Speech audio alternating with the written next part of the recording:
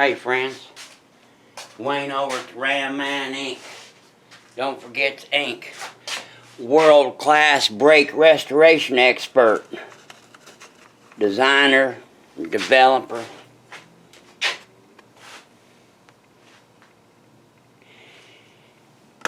Here it is, March the 4th,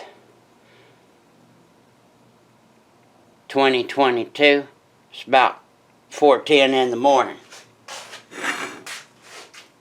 So, we just covered up with all kinds of boosters and master cylinders. This is the first time I've ever made a video of the tandem Bendix booster. Basically the inside, the guts. Many people are curious. So the tandem Bendix booster. Often referred to as bullet nose, Mopar booster, bullet nose Bendix or whatever. This large tandem diaphragm booster was used by Mopar from 1962 through 1971. It was used on the disc brake cars. It was introduced in 1962 on the Imperial with the drum brakes pushing that 1.25 inch and 1/8 inch master cylinder, and it was carried over. So a lot of you guys have seen these things. They're very rare, they're very hard to find, and basically not existent. When you get to these Hemi units, you get into a whole nother category. But basically I wanted to show you what these things are all about. Now let me tell you, number one, do not try, well, better not. I would suggest that you not attempt to do a booster rebuild on your own. Number one, you don't know how to do it. Number two, you don't know what you're looking for. Number three, you cannot, did I say cannot? Cannot get the correct parts to do the job. Okay, so Bendixes are most often are crimped together. Got very sturdy cans. First thing you need to do to get these apart is you need to have you a real live booster stand. Clamp that sumbitch down, vacuum test it, get it apart. That's the first thing you need is a booster stand. Now I will tell you, originally designed, they thought that they were going to put a big old bar on here, and these things would twist a little bit and separate. Nah, that never worked out. Damn rubber seal sits there and all that. So you have to get it to stay together, and then you have to get it decrimped. That's a whole nother video. And so you have to get it apart. Once you get it apart, here's what we're looking at.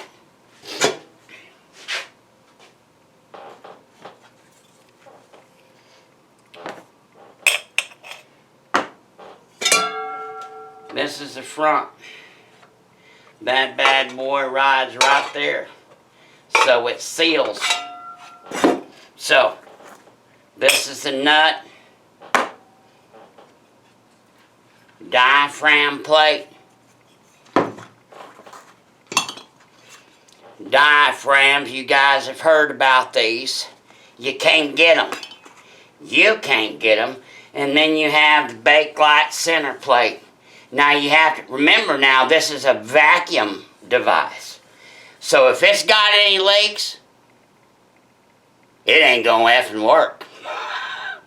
And any means any. So that shit you pull with your tire, leaving that screw in there and button, that stuff's not gonna work with a vacuum booster. So you have this plastic Bakelite center plate. Now sometimes over the years these things will actually get warped. Bakelite's one of the first plastics. It's extremely strong, but it's brittle. You know, it was developed as early as 1919. It's one of the first plastics. So you got your diaphragm, rubber seal. You got your center plate seal. So, front diaphragm, new. Center plate seal.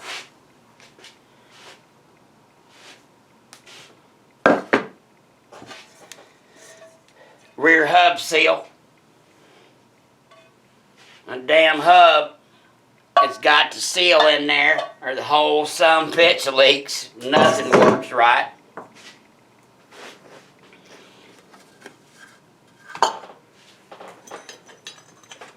Then we move over here. So, there's your push rod behind your plate. Then there's your second diaphragm.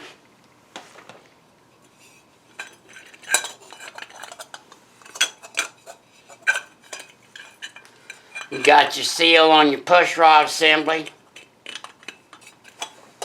which seals to the plate.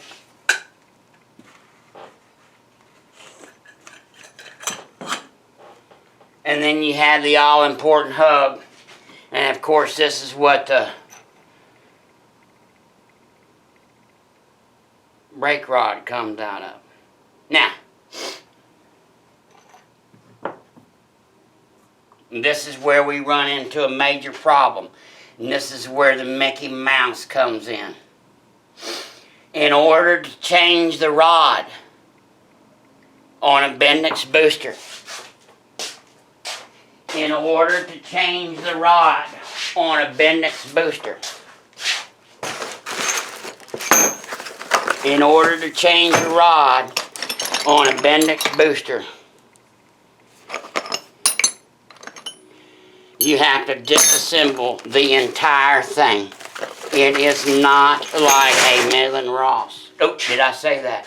It is not like a Midland Ross. This is the control valve of the whole unit. This directs the vacuum intake and the vacuum to where it needs to go, the ports, through the center plate, through the diaphragms. I always thought these things were cool, these boosters. Think about this. So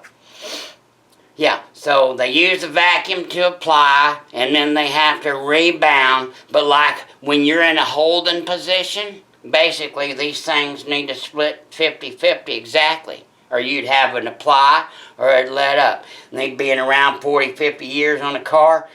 The damn things are still working. I've never figured that out on some. Shit. I don't know how that is, but that's how it is. So, we come to the hub. So,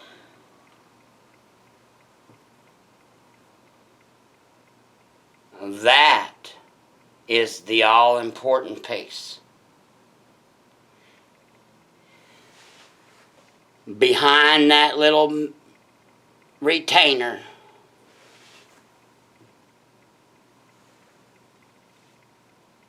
is the ball keeper. You see that thing? You see how it's made? And it's got that little ridge right there? That is so. The rod is pushed in. It's pushed in through there, and then it's captured on the back side. So the damn thing doesn't fall in and out. So, you guys seeing this? This is how the rod is retained in a Bendix booster. Comes through here. We've got our hub. We've got our rear plate here. We have our stuffing. We have our poppet valve in here. That's the rubber poppet valve and several springs. This is the poppet valve, your control valve that operates the booster right here. It's right off inside here. So anyway, moving on.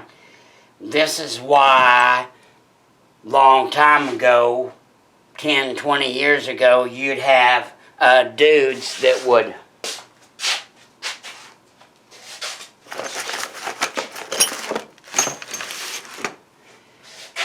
they'd get them a Bendix booster, normal one. They'd whack the rod off there, they'd saw that sumbitch off, and then they'd weld on some little dog leg thing. They'd make them some little thing and weld it on here. And so they cut this sumbitch off. So, because they don't know how to get it apart. Right? So, you say, God damn, well, there's a bee body, and I need a Hemi thing. I need that end on there, little short end, so I'm just gonna get me some cold beer on Saturday morning, and I'm gonna cut this off, and I'm gonna weld me on little end. I seen it done half a dozen times. Oh, that's what old Phil Newcomb and the gang used to do.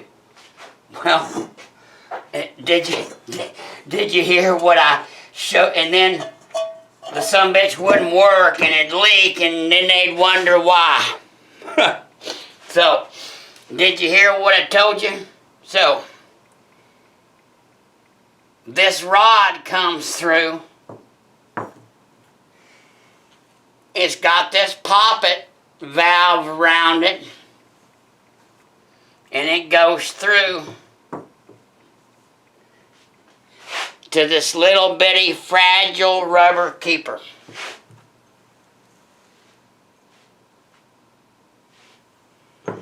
What do you think happens to this? Yeah, more than half the time they melt and shit. The sumbitch won't seal, won't hold vacuum, and won't work. And on top of that, fucking rod falls out. So, you know, 12 pack down, Saturday morning, 12 packs gone, got a fucked up booster. Gotta send it off to the RAM man to fix. Well, how'd that work out for you? So anyway, I've seen it all. Just wanted to make it funny. I don't make nothing up. Every story I ever tell you is a true story. You can take it to the bank. Guaranteed. So we got to change his rod out and put a Hemi rod in there.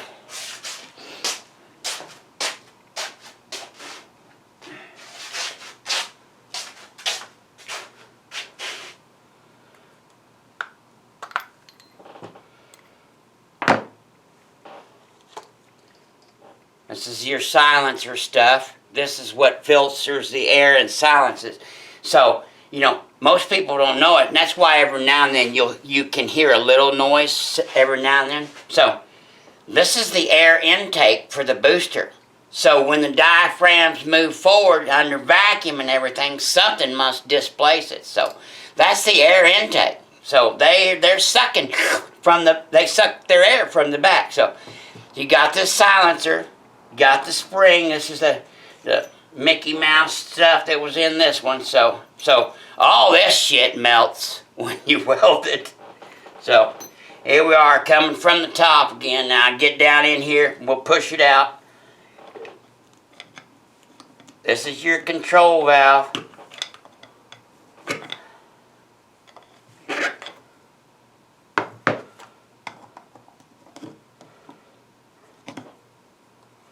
Be careful.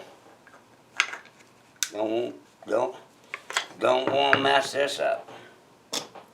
So, there's your retainer. Right there. There's the poppet valve that I showed you.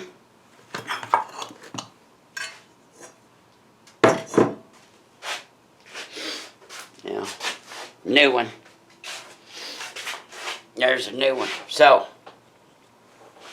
that's how this stuff goes. Oh, there, I stuck it on him. So,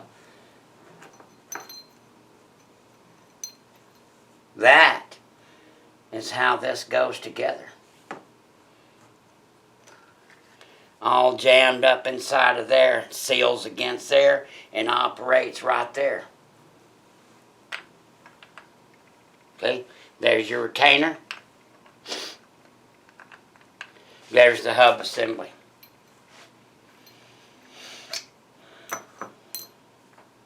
So, like I said, you gotta know what you're doing. And Mickey Mousing typically won't get you all that far, get you a heap of mess. So,